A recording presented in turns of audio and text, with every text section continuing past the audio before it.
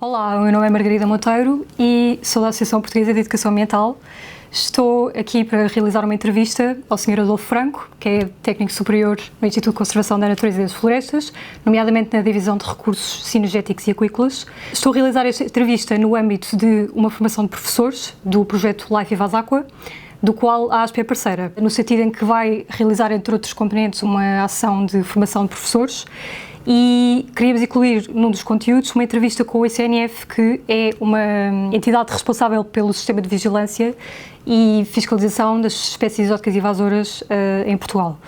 E há pouco tempo saiu um decreto-lei, número 92, de 2019, que regulamenta, portanto, a questão das espécies exóticas e invasoras em Portugal.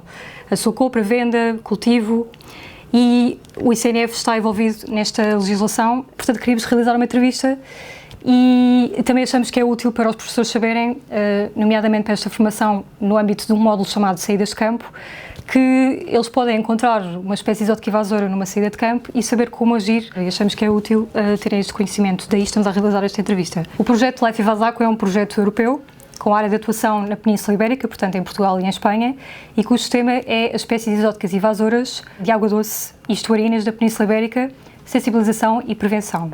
Portanto, este projeto tem como objetivo diminuir os impactos negativos das espécies exóticas e invasoras através da comunicação e sensibilização do público em geral e de vários grupos de interesse.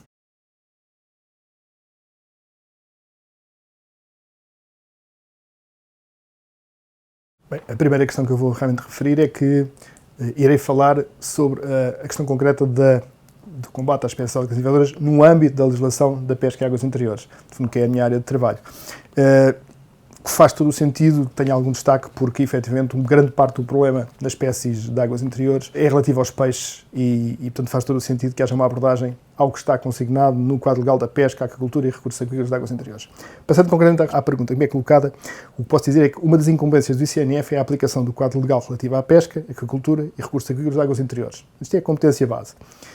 No respeitando especificamente às espécies exóticas, este quadro legal tem como objetivo estratégico a gestão sustentável dos recursos aquícolas. Eu estou a falar daquilo que consta da lei e é importante que se perceba o quanto o novo quadro legal da pesca está focado também no combate às espécies exóticas. Porque logo neste artigo da lei, existe o artigo que diz que a gestão sustentável dos recursos aquícolas é efetuada de acordo com princípios consignados na legislação relativa à gestão da água e dos recursos hídricos nacionais, à preservação dos habitats naturais e da fauna e da flora selvagens e à introdução de espécies não indígenas na natureza. Isto na prática, em termos internacionais, há um quadro técnico-científico que coloca dois princípios como particularmente importantes na gestão dos recursos aquícolas de águas interiores. É o princípio da abordagem ecossistémica e o princípio precaucionário. Estes foram princípios mais recentes que surgiram depois de, historicamente, existir basicamente o que se chamava o fomento da espécie, em que a pessoa pensava numa atuação focada no aumento de uma determinada espécie, a truta, o axigã, qualquer uma das espécies, sem pensar de forma determinante como é que aquele fomento daquela espécie impactava o resto do ecossistema. Este novo quadro legal da pesca, aquacultura e recursos aquícolas tem uma visão particularmente abrangente, apesar de não estar lá dito ou elencado o princípio da abordagem ecossistema e o princípio precaucionário, ele efetivamente materializa-os profundamente.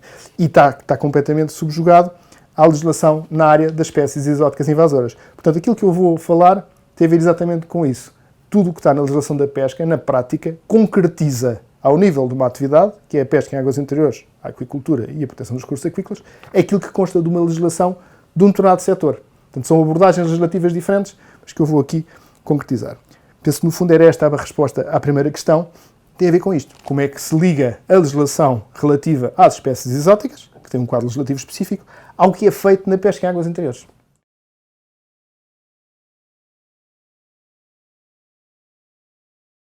Para começar a dar a resposta, vou dar só um dado que é importante. A última legislação que existiu na área da pesca em águas interiores esteve em vigor durante 50 anos, meio século. Penso que isto dá para perceber, e não foi por falta de iniciativas ou tentativas de fazer um novo quadro legislativo.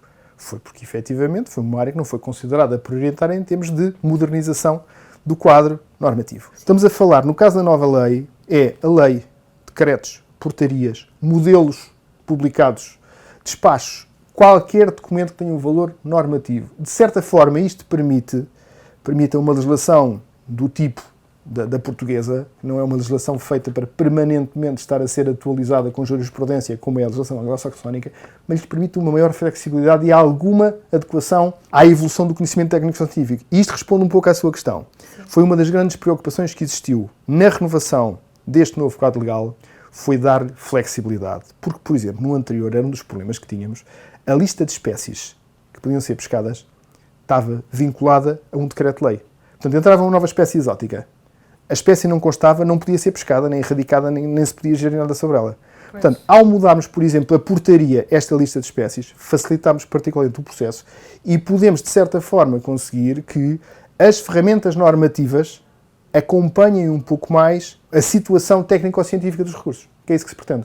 Nomeadamente a atuação ao nível das espécies exóticas, neste momento é mais fácil fazermos uma alteração por portaria do que era no passado. O ICNF tem previsto que o que vai ter é aquilo que nós chamamos uma síntese do normativo, uma síntese das normas, em que uma pessoa pode mostrar da área, os repovoamentos, as largadas, os esvaziamentos, tem disponível no nosso site a compilação da informação necessária, a pessoa vai lá e tira apenas as normas que são relevantes para uma determinada matéria. Certo. E tem conhecimento do que se passa. Passando agora exatamente à regulamentação concreta em relação a estas espécies.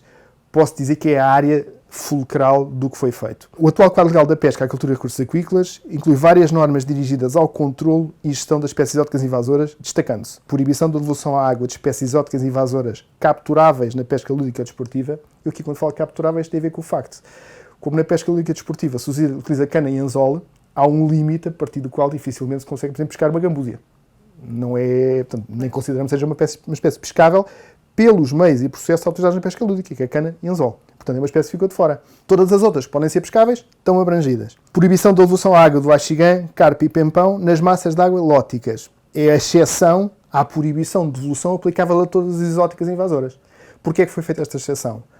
Porque, particularmente o axigã e a carpa, são espécies com elevado valor na pesca desportiva, que estão entre nós há muito, muito tempo, completamente distribuídas e com distribuição generalizada nas nossas massas de água. E a outra realidade que temos de ter quando estamos a legislar é ter um forte pragmatismo. Eu, por toda a formação que tive na área das políticas públicas, foi das formações que acho mais importante para o trabalho que faço, é haver um claro enfoque na eficácia da lei. A lei é uma ferramenta que tem que produzir resultados. A legislação que se publica não é um resultado per si, porque não garante nada. Ela tem que ser aplicada e a sua aplicação tem que contribuir para se atingir os resultados que se pretendem. E só aí é que consideramos que a lei teve sucesso. Não se pode considerar que o sucesso é publicar uma lei. Outras matérias que também estão consignadas em termos de normas. Proibição da devolução à água de todas as espécies exóticas na pesca profissional. Basicamente a única exceção é o axigã em massas de água lênticas. E a existência de apenas uma única exótica com defesa, que é o axigã irrestrita às massas de águas lênticas. E eu agora, depois de apresentar estas duas, vou explicar o porquê do exemplo do axigã. Porque houve um estabelecimento quase de um algoritmo com base no conhecimento técnico-científico existente, no sentido de percebermos o que é que se fazia com cada espécie. Ou seja, isto é a velha história de utilizar a pesca como ferramenta de biomanipulação do sistema. Ou seja, na antiga lei, a única coisa que regulava era aquela visão antiga do fomento da espécie, em que a espécie humana é vista como o predador de topo, e a única regulação que é feita é restringir a mortalidade que é provocada pela espécie humana, no sentido de proteger a espécie. O que nós temos agora é todo um outro universo. Queremos utilizar o pescador como ferramenta, não só regulando a mortalidade que ele provoca, num sentido ou no outro. Ou seja, num sentido ou de reduzir ou de aumentar. E é isso que temos neste momento que considerar que é o mínimo que podemos fazer em termos de atuação para o pescador relativamente a um ecossistema que necessita desta atuação. Porque, efetivamente, muito dificilmente podemos ter qualquer outro tipo de meio de população com o conhecimento técnico-científico atual e com as tecnologias que temos. Nós não conseguimos ainda ter drones automatizados a colocarmos dentro de água. Poderemos ter no futuro. Um drone que anda dentro de uma albufeira, que identifica uma determinada espécie, que chega lá, injeta um anestésico e elimina a espécie. Isso poderá existir no futuro. É provável que venha a existir. Ou outro tipo de tecnologia. Neste momento ainda não temos. A força ativa, no fundo, os atores que temos com melhor capacidade para influenciar ou para pelo menos conseguir mudar um pouco as tendências de invasão das exóticas invasoras e da sua densidade, são os pescadores. E este quadro legal o que tenta fazer é utilizar o máximo possível essa ferramenta, com um grande cuidado, que tem a ver com o quê? Se fizéssemos uma proibição generalizada, no fundo, de qualquer hipótese de gestão de todas as exóticas invasoras, inclusive aquelas que são muito valorizadas, sabíamos que na prática iria continuar a tendência de introdução de novas espécies. Portanto, a opção que se fez é de naquelas que já estão completamente generalizadas, que é o axigã e a carpa, e que têm um elevado valor desportivo. O axigã tem muito mais valor desportivo de outras espécies que têm entrado, como seja, por exemplo, o Lúcio perca, até o próprio Lúcio, tem mais valor desportivo para o pescador por várias razões. Combatividade, por ser um predador de emboscada, é um predador aquícola por excelência com elevado valor desportivo. E o que se fez foi tentar que estas duas espécies assegurem uma elevada satisfação dos pescadores para a pesca em massas de água lênticas. E nas águas lóticas, assegurar que realmente utilizamos a pesca no limite que seja possível para assegurar uma redução da sua densidade. Porque nas lóticas eles têm impactos negativos consideráveis. Portanto, nos rios. Nos rios, exatamente. E aí é assim, aí isso também varia um pouco, porque quanto mais degradado tiver o rio, maior é a condição que ele tem para ter essas espécies exóticas. Porque se o rio estiver a funcionar perfeitamente bem em termos de caudais, hidrogeomorfologia, mata ripícola, temperatura da água, poluição, elas provavelmente também não estão lá. Se forem represados, se forem degradados, se alterarmos os caudais, se tirarmos de lá as outras espécies também, aí elas entram. É uma das outras questões que se coloca. É que olhar para as espécies exóticas como qualquer coisa que é caído do céu é errado. As espécies exóticas estão na Península Ibérica e algumas delas estão cá há muito tempo e só dispararam exponencialmente desde, por exemplo, que começámos a campanha de construção de albufeiras, que é o caso da carpa. E há artigos publicados nesse sentido. A tenca e a carpa tiveram um comportamento invasor na Península Ibérica que é completamente disparo. A tenca teve uma grande promoção, um grande aumento da sua área de distribuição, sem que fosse uma espécie com grandes impactos, mas teve um aumento da área de distribuição por ação humana dos monges da Ordem de Cister e outras ordens religiosas que a utilizavam como alimento e foram os vetores da sua dispersão. A carpa existiu cá, colocada pelos romanos ou até antes, sem grandes referências e de um momento para o outro, quando começou a campanha de construção de grandes obras hidráulicas, que algumas delas já têm mais de 100 anos em Espanha, não? Cá um pouco menos.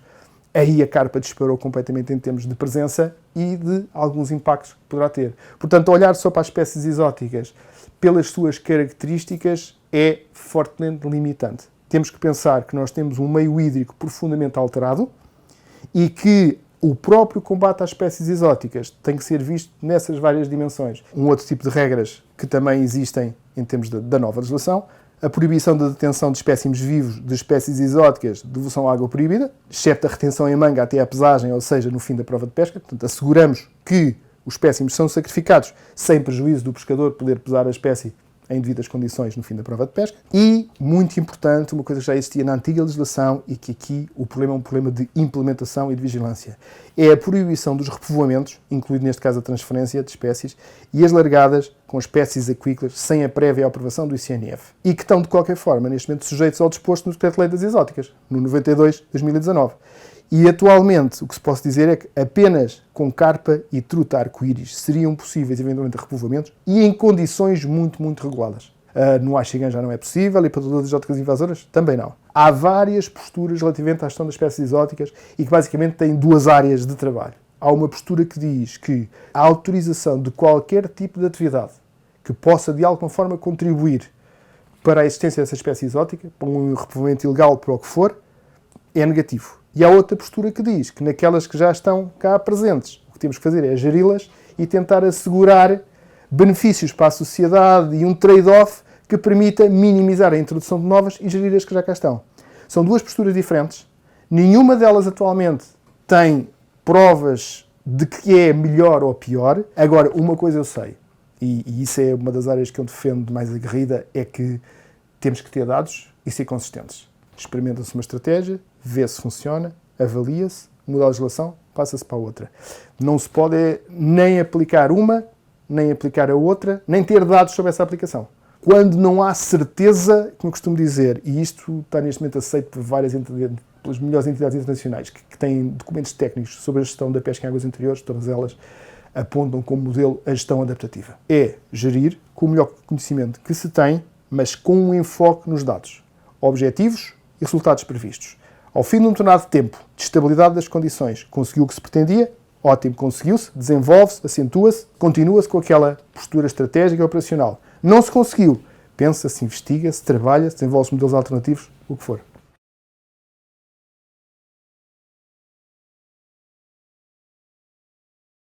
Relativamente aos campeonatos de pesca desportiva, o que é que se deve fazer quando um pescador desportivo pesca uma espécie exótica invasora? Para mim, há duas situações. Portanto, nas provas nacionais, regionais ou locais, o pescador, quando apanha uma qualquer espécie que está na portaria como de devolução proibida à água, pode deter essa espécie em manga até ao momento da pesagem no fim da prova.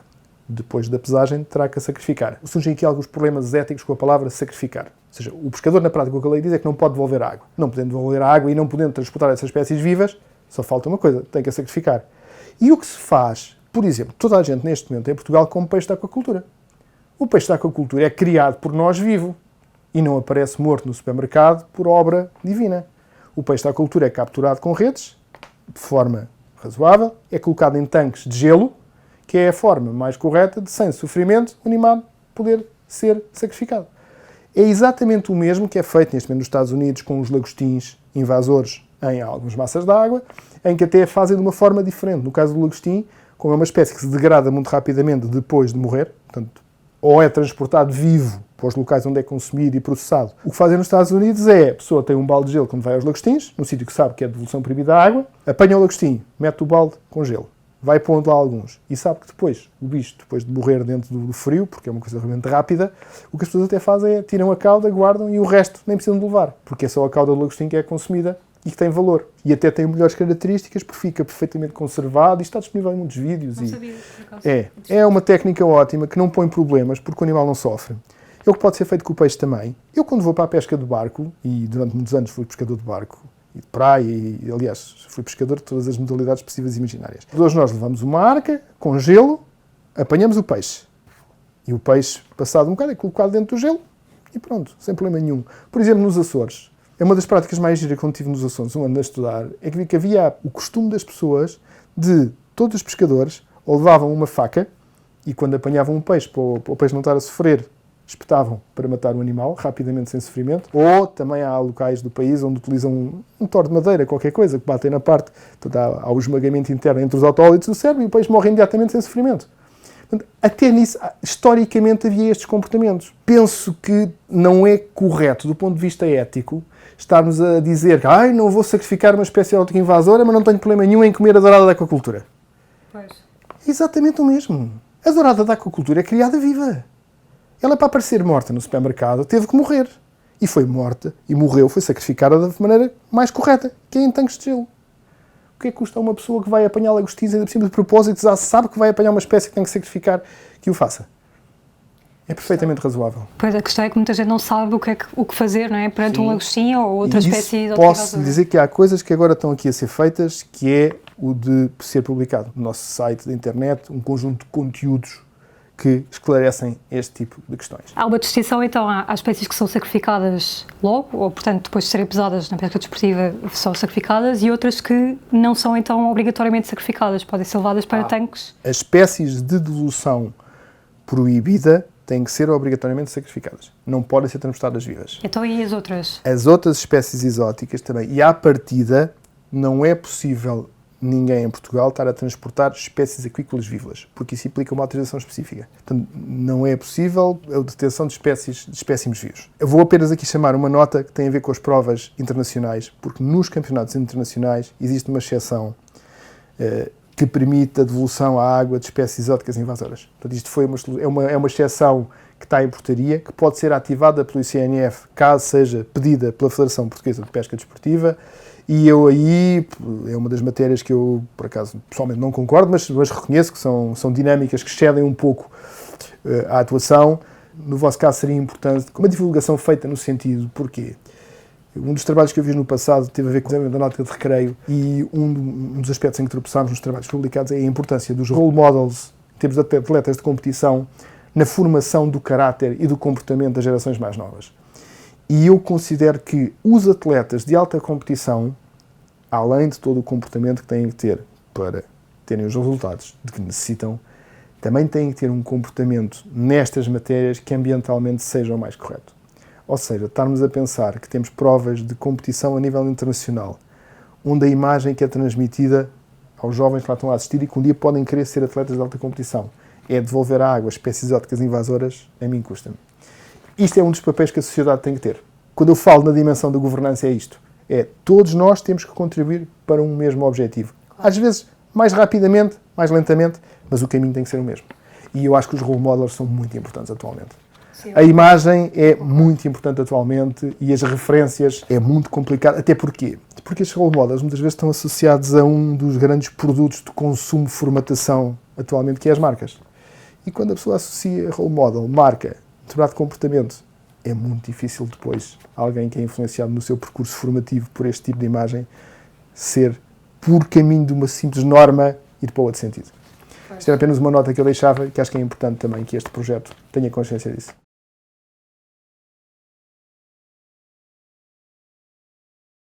Esta é daquelas de resposta muito simples. Portanto, qualquer maior de 16 anos pode tirar a licença de pesca com o cartão de cidadão. É o único documento que necessita. Maior de 16 anos, tira a licença. Cidadãos com menos de 16 anos podem pescar quando acompanhados por um outro pescador licenciado. Ou seja, um pescador com mais de 16. Agora aqui sou obrigado a fazer uma referência.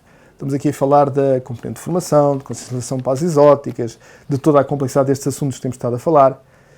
Isto é o tipo de matéria que eu gostaria de estar a falar ao abrigo do que era o quadro normativo da antiga lei, que não foi implementada e que obrigava a existir a licença de pescador lúdico-desportivo. Tem que haver, independentemente dos encargos administrativos, da complexidade da matéria, dos custos que a matéria tenha, tem que haver uma certa correspondência entre a formação que é considerada obrigatória para a prática de uma determinada atividade e os impactos e a necessidade de apropriação das razões para o cumprimento das normas.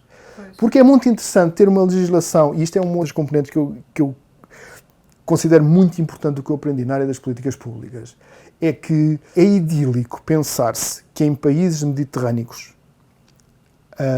do género do nosso, com uma democracia relativamente recente, que há um completo e absoluto cumprimento da lei só porque está na lei. Não é a nossa prática, é preciso tempo. Há uma maneira de se obviar este problema. É quando há uma compreensão da razão do porquê da lei ser de uma determinada forma. É completamente diferente. Num caso há o cumprimento de normas, no outro caso há uma apropriação de qualquer coisa que tem que ser feita, que é correto, que é necessário, que é obrigatório, que é um dever que eu tenho. Eu tenho a certeza que se qualquer pescador tivesse que passar por um processo mínimo de formação em que soubesse os impactos das exóticas, é óbvio que o cumprimento que ele ia dar a uma legislação que proíbe a sua devolução à água é completamente diferente de alguém que nunca ouviu falar de nada disto. Nem teve que passar por qualquer tipo de teste ou de prova de conhecimentos para poder pegar numa cana, apanhar e devolver a água.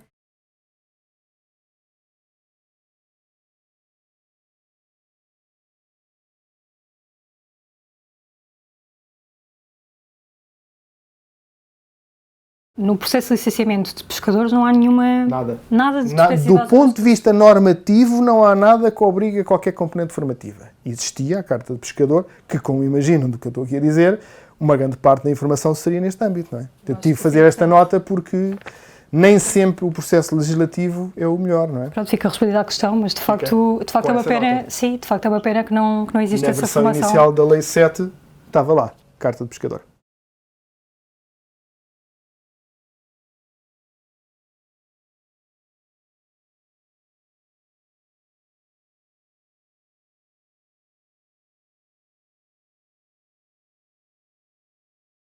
Em Portugal já existe algum plano nacional de controlo do lagostim vermelho? Isto tendo em conta que, por exemplo, em Espanha, eles têm já uma metodologia de valorização do lagostim, portanto, para consumo. E aparentemente ajuda a diminuir os impactos. Posso dizer o seguinte, o lagostim, já falei um pouco, mas vou agora falar um pouco mais porque é importante, porque é uma espécie exótica invasora com uma característica muito particular. É, à partida, em termos de circuito de comercialização com valor, ele obriga a transportar a espécie viva.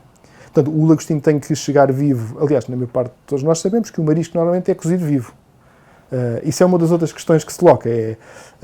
Em termos de proteção das espécies ou de cuidado com as espécies, alguém em Portugal fala de uma proibição de um marisco, todo o marisco, ter que ser sacrificado para depois ser cozido? Em termos de proteção dos direitos dos animais. Isto alguma vez foi falado? É uma questão que nem se põe. Mas todos nós conhecemos. Todos nós sabemos. O marisco nem sequer é colocado em água gelada. Penso que a postura do meio termo é que, efetivamente, em relação ao lagostim, há duas hipóteses diferentes. É aquilo que eu já referi há pouco. Quando é capturado na pesca lúdica, há a possibilidade da pessoa ter um balde com gelo, o animal é anestesiado, basicamente até perder a sensibilidade no gelo, e depois pode ser sacrificado sem problema para o animal. Por outro lado, nas cadeias de comercialização, o que está previsto na nossa legislação, e estou a falar da legislação da pesca em águas interiores, é apenas nas situações em que, no fundo, um pescador vai apanhar lagostins que estão destinados a um determinado posto de tratamento, de processamento associado a tanques onde eles mantêm os lagostins. Nesse caso é possível transportar o bicho vivo. Noutras situações não será, ou seja, ele tem que ter uma guia de transporte, tem que ser destinado a um determinado estabelecimento aquícola ou uma unidade de processamento que vai processar esses lagostins. De futuro, o que vai acontecer é que esta atividade será enquadrada superiormente por um plano de controle. Okay? Agora, repare, esse plano de controle é uma matéria que é regulada por outra divisão e eu vou pedir que eles realmente deem depois a resposta concreta à vossa questão, porque excede, eu neste momento não sei em que fase é que está, porque estou na componente da pesca. O que eu vos posso dizer em termos da pesca é que está previsto no quadro legal que o quadro normativo que permite encaixar dentro do plano de controle está feito, está concebido e está em implementação. E é óbvio que para o lagostim temos que perceber que a valorização comercial é a ferramenta, e na pesca profissional, é a ferramenta para reduzir as suas densidades. Porque eu não vou ter um pescador a dar nos arrozais a apanhar um a um, porque não funciona. Até porque os meios e processos de pesca são diferentes. Pescadores profissionais podem utilizar covos e naças, que são armadilhas que são deixadas ficar ao longo da noite e os lagostins vão acumulando, depois vai buscar no dia seguinte, ao passo que o pescador lúdico só pode utilizar a apanha à mão ou a balança ou ratel, que basicamente é um daqueles conjunto de aros concêntricos com isco no meio, ele mete dentro de água, o lagostim entra, depois quando levanta está o lagostim dentro. De qualquer forma, como lhe digo, não há problema em termos éticos e de direitos dos animais, por qualquer uma das circunstâncias, pode ser sempre implementado mecanismos que são tão aceitáveis como os que são utilizados na aquacultura. Ou a pessoa tem o balde com gelo, ou quando sai dos tanques onde está a ser mantido antes do processamento, passa por um balde de gelo antes de ser colocado e processado, em termos industriais. Há sempre soluções para estas questões. Há as soluções. Penso que é sempre necessário, honestidade no debate. É a pessoa ter presente que isto acontece aqui, acontece nas aquaculturas, acontece noutras áreas, não vamos ser totalmente demagógicos.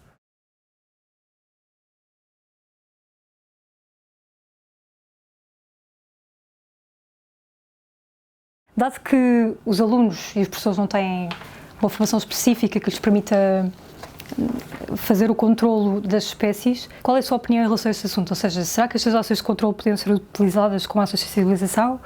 Ou seria necessário pedir autorizações? Pronto, eu aqui vou... Há pouco lembra-se que eu referi aqueles dois grandes princípios que estão na base do que é o normativo relativamente à gestão das espécies agrícolas das águas interiores, o da precaução e o princípio da abordagem ecossistémica. E nos Estados Unidos há um conjunto de investigadores que têm feito um trabalho excelente. E os problemas, por exemplo, que eles têm com a questão das espécies exóticas e também com a contaminação genética com as espécies autóctones, que é um outro aspecto que eu quero salientar, é que nós falamos de espécies exóticas, mas podemos ter cá exatamente problemas de uma ordem de grandeza parecida quando falamos na contaminação de material genético de espécies autóctones, porque nós temos uma separação relativamente bem delineada entre as nossas grandes bacias das espécies denominadamente ciperídeos autóctones. Para todos os efeitos, um dos efeitos que tem, por exemplo, as espécies exóticas é que podem hibridar com algumas das nossas. Mas é exatamente o mesmo tipo de impacto que tem se nós pegarmos num barbo que, por exemplo, só aparece na bacia do Guadiana, o comiso, e formos colocá-lo no Douro. Isso pode acontecer e pode ter impactos similares. E estou a dizer isto porquê? Porque isto também interfere com uma das estratégias que podia existir no sentido de reduzir a pressão de propago de introdução de espécies exóticas, que seria fornecer às pessoas, em estabelecimentos aquícolas, espécies que estivessem mais ou menos aptas a colonizar as nossas albufeiras. E o barbo é uma delas. Só que um dos problemas com que tropeçamos, e isso tem sido relativamente debatido também com a comunidade científica, em alguns casos teremos, noutros casos não, em que geneticamente sabemos exatamente o que é que podíamos fazer ou não, e é uma área relativamente complexa, a área genética dos peixes da Península Ibérica. Além de que são sempre espécies, por exemplo o barbo, que é uma que tem um excelente valor desportivo e que atinge grandes dimensões, mas tem sempre um pequeno problema. É que em albufeiras, na maior parte dos casos onde as pessoas põem a carpa ou põem um axigã, tanto a carpa como o axigã, como fazem postura nas plantas e o axigã faz ninhos, conseguem completar o ciclo de vida dentro da albufeira. Ou seja, são repovoamentos sustentáveis. Nós, nas nossas espécies autóctones, não temos espécies autóctones que permitam fazer repovoamentos sustentáveis em albufeiras. Poucas que se dão bem em albufeiras é quando essas albufeiras têm tributários que permitam ter leitos de gravilha que as espécies se desloquem e façam as reproduções. Portanto, temos também esse problema. Ou seja, que no caso da Península Ibérica, além de termos uma grande pressão das exóticas, não é nada fácil arranjar uma oferta de espécies autóctones que possam satisfazer interesse desportivo nas albufeiras para um pouco minimizar esse impacto. Portanto, é uma situação muito concreta e que Portugal partilha com a Espanha. Mas, basicamente, o que eu queria dizer concretamente sobre a questão dos professores, e isto tem a ver com aquilo que eu estava a falar dos especialistas americanos, e que eles há muito tempo vêm falando de uma grande cuidado na prática do repovoamento, na introdução de espécies, nas espécies exóticas, e que a questão fulcral dos repovoamentos ilegais, isto é sobretudo debatido na questão da teoria de jogos, é que nós estamos a fazer uma política ao nível de uma população que pode ser posta em causa por um indivíduo. Pois. Esse é o fulcro do problema que estamos aqui a debater. Quando um indivíduo sozinho pode ir à França, pode ir a um lado qualquer, ou pode mandar vir pelo correio uma espécie que se vai materializar como exótica invasora em Portugal e a introduz numa massa d'água, e a probabilidade de nós conseguirmos apanhar, fiscalizar, verificar esse tipo de processo, até porque o comércio liberalizado na Europa é das poucas coisas que vai provavelmente sobrar da atual globalização, o resto vai desaparecer. Ou seja, o resíduo que vamos ter de todos estes 20, 30 anos que a Marinha dos Estados Unidos conseguiu assegurar de comércio livre é efetivamente a transferência de espécies e a imigração de espécies exóticas. É das poucas coisas que provavelmente vamos ficar como herança, o que é muito mau. Porque tudo o resto pode regredir. Agora, isso não vai regredir, porque elas estão cá, irão ficar e teremos que resolver o problema. Portanto, o enfoque numa situação deste género acaba sempre por ser na informação e consciencialização dos impactos dessas espécies exóticas invasoras, sobretudo nas gerações mais novas. E porquê? É na parte da pressão psicológica, o chamado a condenação psicológica próxima.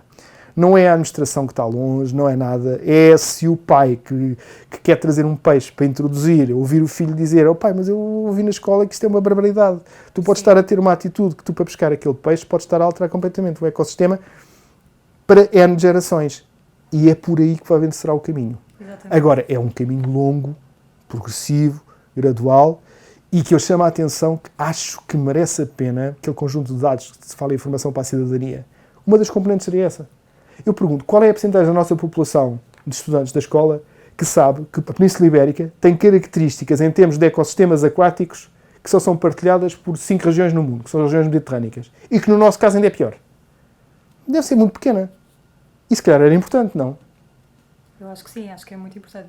Ou seja, passa por isso. É a compreensão, e por isso é que eu olho, quando fiz a proposta de apoio institucional ao projeto, era realmente porque acho que é daquelas áreas em que, estrategicamente e infelizmente, as ferramentas de atuação em termos de fiscalização são muito complicadas. Quando existiam ainda as fronteiras e a possibilidade de fiscalizar, aí ainda havia alguma possibilidade. Porquê? Porque são animais sem ter transportados dentro da água. Sim. E isso cria grandes facilidades de fiscalização. É diferente de trazer um animal como um papagaio ou uns ovos de papagaio ou outra coisa qualquer. Um bicho que tem que ir dentro da água cria facilidade de fiscalização, desde que seja no fluxo, no transporte. A partir do momento em que a pessoa sai dos grandes, é muito complicado. Portanto, é assim, ou vamos pela base, a perspectiva bottom-up, que é quando o indivíduo tem a ideia, há alguém próximo, ou ele percebeu que pode realmente estar a ter uma atitude que lhe dá algo de muito mau, nomeadamente para aquilo que ele faz. É perceber que quando mete cá se o perca, pode estar a estragar a população da Axigã. Exatamente. É esse um pouco a nossa postura. Agora, é assim, há um trabalho que está por fazer e que é importante, que é na parte de conteúdos no CNF e divulgação desta mensagem, mas como lhe digo, é assim, este pacote legislativo foi aprovado há 2 anos.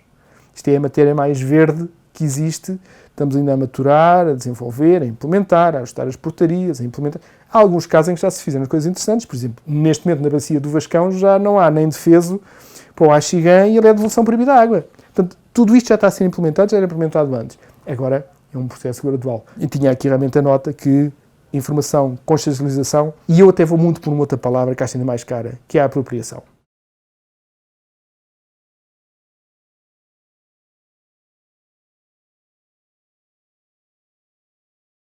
É uma resposta que tem que ser direta e concreta.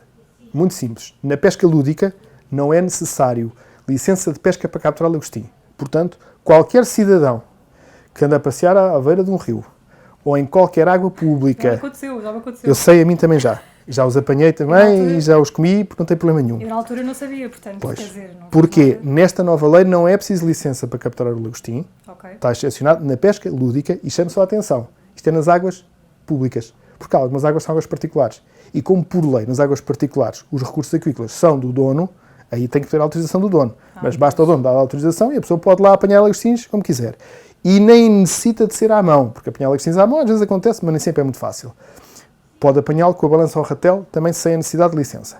Os meios e processos de pesca profissional de lagostim já é diferente. A pesca profissional de lagostim, utilizada com naças, obriga a licença de pesca profissional. Mas aí já estamos a falar de uma outra dimensão do problema. Claro. Provavelmente a questão de um professor que vai com os alunos não tem problema nenhum que os alunos andem a apanhar os lagostins e que os sacrifiquem depois a seguir, que os metam em gelo, que implementem todo este procedimento. Uma pergunta, os lagostins podem ser agressivos, ou seja, as pessoas têm que usar proteções para... Não, acho que é assim, se as pessoas os apanharem pela parte da cauda ou atrás, no cefalotórax, fora do alcance das pinças, não há grande problema. Ok. É só ensinar a apanhá-lo na maneira mais correta e, sobretudo, é claro, conseguir agarrá-lo, porque ele, quando nota que está a ser apanhado, dá o golpe de cauda e é fácil de fugir, não é? Não é tão fácil como isso. Sim, por isso é que... Mas com o camaroeiro ou o ratel é relativamente fácil. Como é que as pessoas podem organizar uma ação de controlo de uma espécie exótica invasora? Por exemplo, o jacinto de água. Que autorizações é que seriam necessárias? Ora bem, aí deixe-me dizer que há aqui, para já chamar a atenção que há um conjunto de pessoas do ICNF que têm uma experiência enorme nesse tipo de ações, de matérias,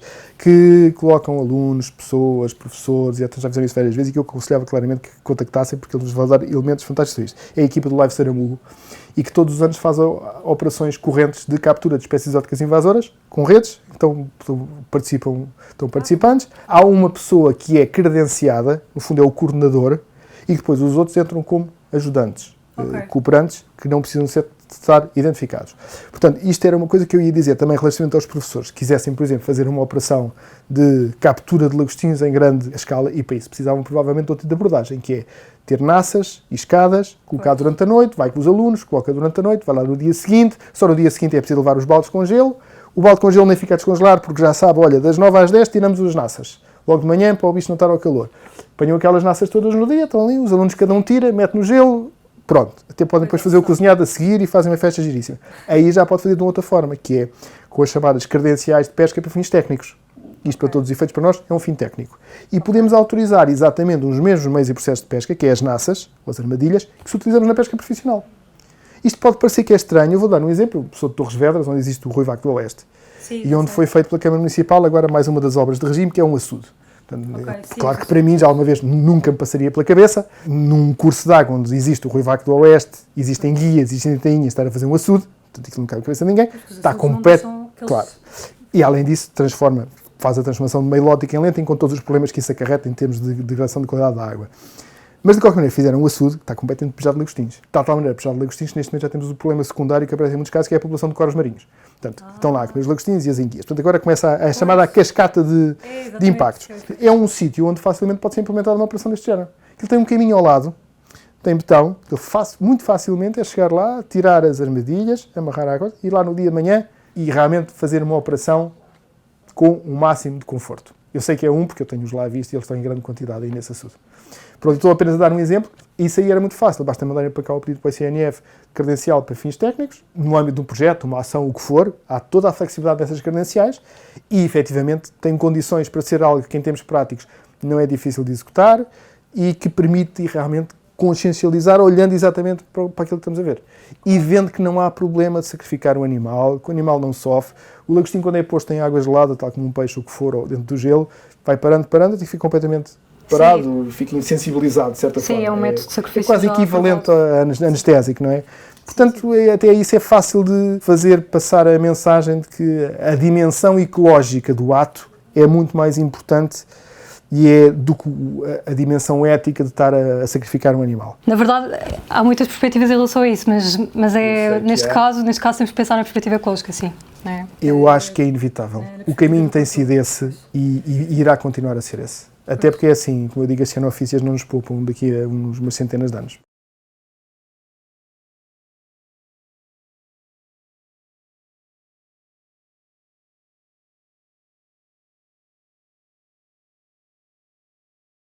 Na verdade, existe um na Europa. Pronto, existe a EASIN, que é o European Species Alien Information Network, pronto, que permite ter dados e informações sobre as espécies exóticas invasoras, também permite registrar espécies exóticas, e era muito interessante ver isso numa perspectiva nacional, portanto, em Portugal, acessível aos cidadãos, por exemplo, uma aplicação de ciência cidadã para as pessoas registarem as espécies invasoras que vêem.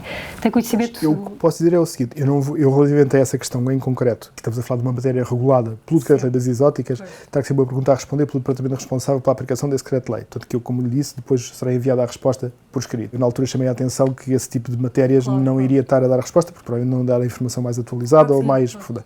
Agora, o que posso dizer é que uma das questões fulcrais para a gestão dos recursos na pesca nas águas interiores é o ter todo o conhecimento disponível para a gestão natural da espécie. E isto, não estou a falar de autóctones, exóticas invasoras, qualquer espécie. E havia várias fontes de informação que neste momento não estavam disponíveis ao público no antigo sistema que era a Carta Piscícola Nacional. E o que está neste momento em curso e que foi possível financiar e em princípio isto já está em produção daqui a 2 anos, é um Sistema Nacional de Informação dos Peixes de água doce e migradores de diádromos. E que pela primeira vez vai fazer, e realmente era qualquer coisa que batalhávamos aqui há muito tempo, é a compilação e sistematização de todas as fontes de informação que permitam ter reporte de ocorrências de peixes. Pescadores, informação administrativa, repovoamentos, operações de esvaziamento. Todas as fontes de informação vão ser compiladas num único sistema em que a pessoa, em função dos objetivos que tem para essa informação, sabe exatamente a informação que está a recolher. Não é só a científica, nem a técnica, é também a administrativa, é dada pelos pescadores, é dada pelos repovoamentos, pelas largadas, e esse sistema vai existir. E esse, na parte dos peixes, vai dar um grande acréscimo de informação. Obviamente, como entende, em termos de fundos comunitários, há que ter o maior cuidado de não haver duplicação de financiamento, pelo que este sistema não tem reporte de espécies exóticas invasoras. É um sistema que é apenas a aplicação das ferramentas de monitorização associadas à implementação da legislação da pesca. O sistema das invasoras sei que é dirigido às invasoras, não só os peixes, mas todas as outras, aquícolas e não aquícolas. Portanto, isso depois os colegas da respectiva divisão hão de dar a resposta a esta questão em concreto.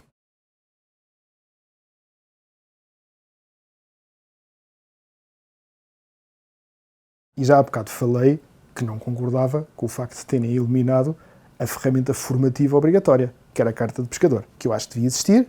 Sim. Tal como há uma carta de caçador, era até para mim mais importante uma carta de pescador, porque os impactos potenciais de um repovoamento ilegal são tremendos e sentidos pela generalidade da população. Portanto, o indivíduo tem a obrigação, pelo menos, de ter aquela atividade formativa para ter acesso a um recurso, que é um recurso público, partilhado e pronto, não aconteceu. O que é que eu, pessoalmente, posso dizer o que é que tenho feito, e isso vem muito da formação em políticas públicas, é exatamente aquela noção de que, por exemplo, toda a formação que tenho dado às forças de fiscalização, GNR, Guarda dos Recursos Florestais, foram N cursos nestes últimos 3 anos. Em todos eles, há o enorme cuidado em fazer a gradual enquadramento do que, qual é a realidade, como é que as espécies exóticas atuam, ou seja, os impactos das espécies exóticas em termos genéricos, sim, os vários tipos de impactos, claro, a realidade concreta da Península Ibérica, em termos de massas de água, de isolamento dos peixes pelos Pirineus relativamente às espécies que cá temos dos outros, de não termos massas de água lênticas naturalmente e temos um meio fortemente artificializado, dos regimes hidrológicos que temos e da alteração que ele está a sofrer, das alterações climáticas, um conjunto de fatores que, no fundo, fazem com que os nossos problemas com as espécies exóticas ainda sejam mais graves do que a situação genérica no mundo e que a situação concreta das regiões mediterrânicas, que são aquelas que estão no hotspot das espécies exóticas invasoras. E é neste encadeamento teórico de compreensão que aparecem as normas. Ou seja, quando eu dou o quadro normativo, a proibição de devolução à água, a razão porque é possível devolver o às ciganas lênticas, e depois faço até a passagem para outra coisa, não está aqui em causa, mas é o porquê de termos considerado espécies de devolução de pesca proibida, de pesca autorizada com devolução obrigatória, ou seja, a componente da proteção. É no sentido de haver uma perfeita compreensão da parte de quem está a aplicar a legislação do caráter benemérito daquilo que estão a aplicar. É a pessoa a apropriar aquilo que está a aplicar, que eu acho que é completamente diferente de alguém ir para o campo, leva ao GIP, leva para isto, olha, tens isto e dá esta multa que dissemos que foi uma contraordenação ambiental que dá 50 mil euros. Claro. E ele diz, eu vou estar a dizer a este indivíduo que devolveu esta espécie, é completamente diferente, há uma outra abordagem e depois há outra coisa. É que quando um indivíduo que faz fiscalização sabe exatamente porque é que aquela norma lá está e quais são os impactos daquela norma, pode até nem aplicar a coima, mas diz ao pescador, olha, você tenha lá cuidado, da próxima vez é perdoado desta, mas da próxima não, porque isto pode ter estas consequências e estes impactos, e depois quem paga é o vosso filho e o meu neto e tudo o resto. E depois este projeto está aqui a ocorrer, custa tantos milhões, na Europa são gastos tantos milhões, e nada disto funciona se cada um de nós não fizer a sua parte. É completamente diferente. Claro. É uma das coisas que nos temos esquecido, mas em muitos locais, as entidades que fazem a fiscalização são entidades de consciencialização e de informação. São aqueles que estão mais próximos e que mais interessante é que eles mesmos percebam exatamente porque é que aquelas normas que estão a aplicar são assim. Claro, exatamente. Pronto, é aquele contributo que eu tenho dado, de certa forma. É assim, temos aqui, eu tenho algumas limitações em termos de mobilidade, mas mesmo que não tivesse, também não há tempo. É assim, só para terem uma ideia, isto também convém que esta mensagem passe. Ao nível da pesca em águas interiores, somos neste momento 4 técnicos superiores aqui em Lisboa e mais 2 no resto do país, a tempo inteiro. Portanto, estes são os recursos que estão disponíveis para isto. E é disso que estamos a falar. Estou perfeitamente consciente que nesta área chegar às pessoas é particularmente importante, mas considero até que esta área que estão a trabalhar, e foi a razão porque eu, apesar de não gostar de falar em público, nem de câmaras de filmar, nem de microfones, acho que vim ao castigo, como se costuma dizer, é porque a única hipótese de algum tipo de comportamento por parte de adultos ser modificado é quando há condenação pelas gerações mais jovens. E estes vídeos que eu digo que estão na net, à exaustão nos Estados Unidos, noutros países, são muito importantes porque a partir do momento em que os jovens tocam no determinado assunto, têm curiosidade, vão ver, começam a ver e começam a perceber, há toda uma grande vaga neste sentido. Além de que é assim, é a velha história da curva de evolução dos recursos aquícolas. Basicamente, há um pico inicial do desenvolvimento da pesca profissional, que foi quando os recursos aquícolas eram utilizados para consumo. Nós, no nosso caso, podem não saber, mas já no tempo do Marquês de Pombal havia muitas regras sobre como se podia pescar ao sável, à lampreia nos nossos rios. Então, nós temos a regulação da pesca em águas interiores há centenas de anos, escrita e que consta ainda agora. Portanto, as espécies nunca desapareceram porque a pesca não foi o grande problema. O grande problema está noutras áreas. Depois é o pico da pesca desportiva, quando as pessoas começaram a ter tempo livre, quando surgiu o material de pesca e tudo o resto, as viagens, a mobilidade, a possibilidade do interior e o tempo livre, sobretudo, e dinheiro para gastar no tempo livre, que as pessoas antigamente não tinham. O que estamos aqui a debater é o terceiro pico que é o pico das ações, em que é a proteção dos recursos que mobiliza a atuação relativamente aos recursos aquícolas. As pessoas estão interessadas em proteger os ecossistemas, proteger os recursos, e que basicamente este projeto está um pouco já nessa onda. Eu deixo-vos um desafio que realmente é de introduzirem como componente de formação a questão da importância das albufeiras para o nosso futuro em termos do mix energético. E quando se está a dar esta formação, dizer a uma criança que em Portugal existe uma bateria com 10 vezes a eficiência da bateria de um Tesla e que só utiliza água e que não tem cansaço e que vai ser muito utilizada no futuro e que é a melhor das baterias e que permite que a energia que o Sol nos dá de dia seja utilizada à noite apenas com 10% de perdas, isso é um tipo de coisa que ilumina a mente e percebe que nós não nos vamos ver livres das albufeiras, vamos ter que continuar a utilizá-las por todas as razões, provavelmente cada vez vamos ter mais, vamos ter a conseguir conciliar, ter um meio hídrico completamente artificializado com a necessidade de ter ecossistemas minimamente equilibrados e espécies que não deem cabo desse meio, não exportem muitos impactos negativos para o resto do meio aquático, que é os rios, ribeiras e outro tipo de espécies. Portanto, essa é que é a dificuldade. Agora, eu penso que esta matéria, quando nós pensamos no valor económico, estamos aqui a falar de poder utilizar energia eólica sem impacto ao nível de emissão de CO2 e tê-la disponível 24 horas por dia através do armazenamento nas albufeiras, se calhar merece que as albufeiras sejam pensadas de uma forma holística. Poluição, afluências, os sólidos, retenção de sólidos, espécies que lá estão e como é que são efetivamente geridas para aquilo ser um ecossistema artificial, mas em que a neodiversidade não seja uma dor de cabeça para nós. Portanto, é um problema que excede um pouco o pescador ou a pessoa que tem o aquário e que deita um peixe à água, porque apesar de serem os pescadores os maioritários, também há outras pessoas que realmente contribuem para o problema das exóticas. Isto tem a ver apenas o que é que eu estou a tentar dizer. Temos aqui que adotar também um problema de escala. Não podemos olhar para este problema apenas ao nível da pequena escala do pescador que liberta uma espécie. As albufeiras são demasiado importantes para nós nos limitarmos a essa escala. Temos que escalar o problema para lhe dar a necessária resposta.